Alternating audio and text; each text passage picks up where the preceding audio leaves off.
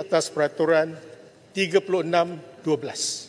Semua diam, saya dengar Di hadapan Tan Sri, Menteri Ekonomi kata saya gunakan data yang tak betul, tak benar. Saya semalam sebelum tidur saya rujuk banyak kali. Itu juga. Konotasi ialah saya berbohong. Tetapi apabila menteri menjawab, saya terus buka handphone saya tengok internet. Terus keluar. Kenyataan ini, angka kos pembangunan padu 85 juta sebenarnya adalah jawapan Menteri Ekonomi yang berucap semalam kepada Yang Berhormat Ahli Parlimen Rantau Panjang dan salah satu Ahli Parlimen daripada Bakri juga disebut. Dan ianya, kejap, biar saya habiskan. Ini soal saya kan, integriti saya. Dan saya terus pergi ke tempat beliau. Saya kata not fair to me. Sebab ini adalah data yang kamu bekalkan kepada ahli parlimen dan dipetik oleh seorang insan bernama Wee Ka Siong, ahli parlimen.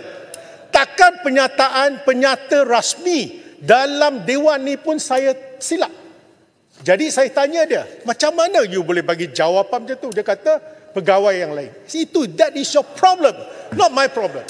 Sebab tu saya minta Tan Sri, saya hari ini bukan berhasrat untuk merujuk beliau ke jawatankuasa. Tidak. Saya tahu. Saya dia orang baik. Saya cuma beritahu. Kalaulah saya nak dengar, kalau you all bising, macam mana nak dengar? Kejap. Tolong diam. Okey. Yang lain, diam. Okey.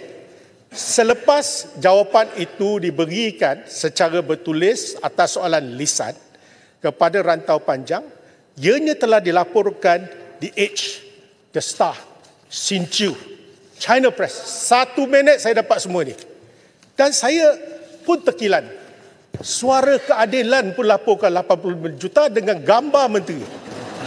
Saya amat sedih semalam. Bila saya dengar saya yang bagi data yang tak betul, takkan saya timbalan Presiden PKR. Ini dilaporkan dalam portal sendiri.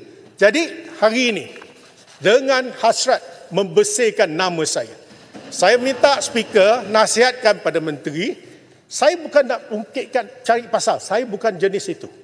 Tapi kerana nama saya, kesucian nama seorang yang jahil seperti Wee Ka Siong ni, saya pertahankan sampai ke kiamat.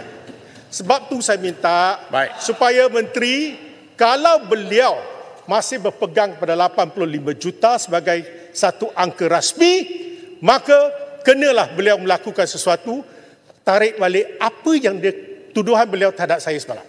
Kedua, kalau benarlah pegawai bagi tanpa kenyataan, tanpa persetujuan beliau seperti mana dia beritahu saya, dia kena buat penerangan menteri di sini.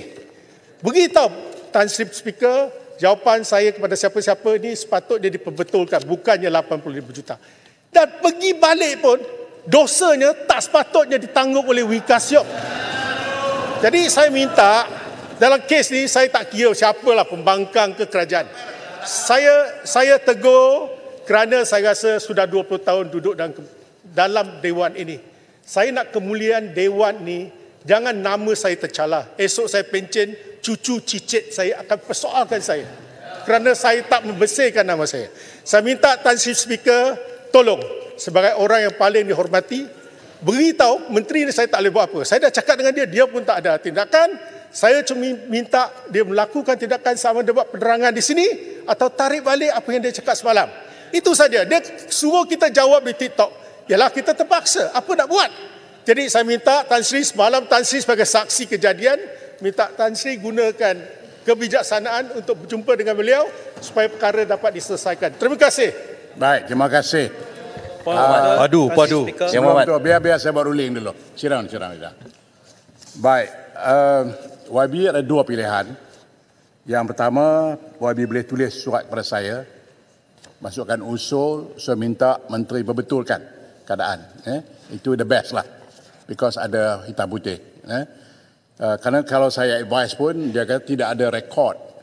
Jadi lebih baik untuk YB tulis kepada saya, dan apakah yang YB perlukan daripada dia, sama ada perbetulkan fakta ataupun minta maaf. Itu saja.